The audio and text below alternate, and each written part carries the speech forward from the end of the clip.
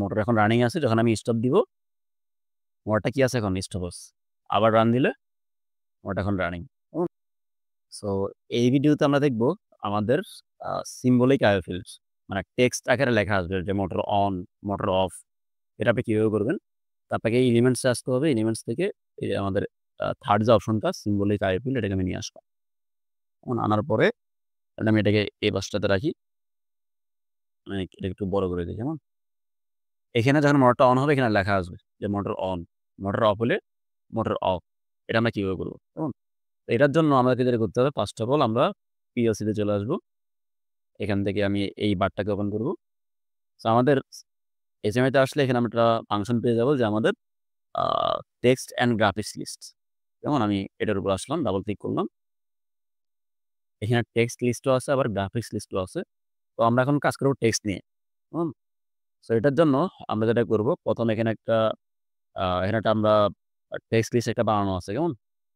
এটাকে আপনাকে এড করতে হবে আগে। সো আমি এটাকে রিনেম করলাম।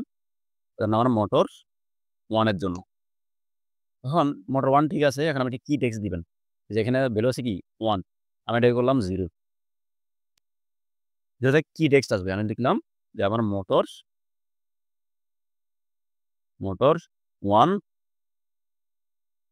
Is stop.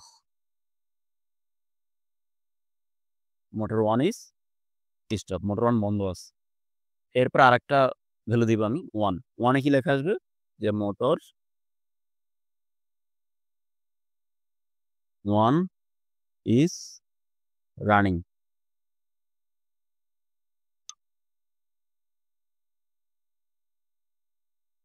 মোটরটা আমার রানিং আছে, কেমন? এখানে মোটরটার লেখা একটু ভুল আছে, আমি এটাকে একটু কারেকশন করে দিই। এখন এই টেক্সট লিস্ট আপনাকে আগে এখানে এড করবেন একটা মোটর 1 নামে। দেন মোটর 1 এর ভ্যালুগুলা কখন কি হলে কি লেখা আসবে সেটা এখানে ফিক্স করতে হবে, কেমন? সেটা এখানে আপনাকে দিতে হবে। এরপরে আমরা যেটা করব, আমাদের রুট স্ক্রিনে আসবো।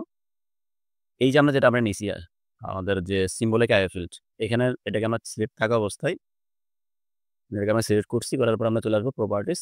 এখান থেকে আমরা চলে আসবো জেনারেল। এটা কার সাথে ট্যাগ হবে, কেমন? সো আমরা প্রথমত একটা ট্যাগ করতে হবে আমার PLC-র যে আউটপুটের সাথে।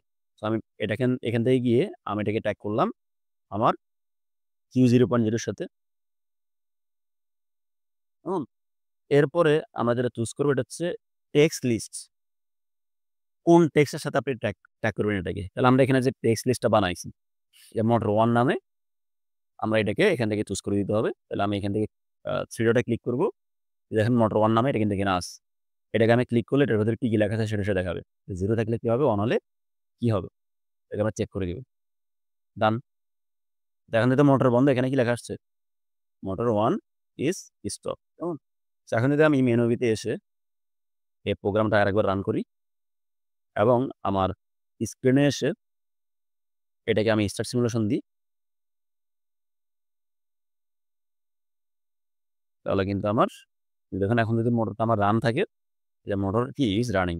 এখানে ইয়েটা আমার কি আসছে? একটু আ ছোট হয়ে গেছে ঘরটা। তাহলে আমি এটা কাজটা ক্লোজ করে আমার আবার স্ক্রিনে আসবো।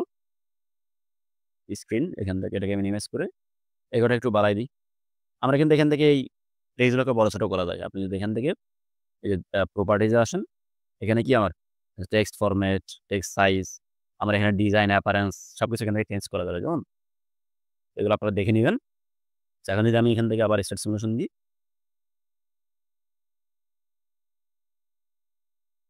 তাহলে আমার আ যে মোটর এখন রানিং আছে, যখন আমি স্টপ দিব, মোটরটা কি আছে এখন? স্টপ আছে। আবার রান দিলে মোটরটা এখন রানিং। কেমন? এটা হচ্ছে আমাদের সিম্বলিক আইও ফিল্ডের কাজ। কেমন? সো সকলকে অসংখ্য ধন্যবাদ। আসসালামু আলাইকুম।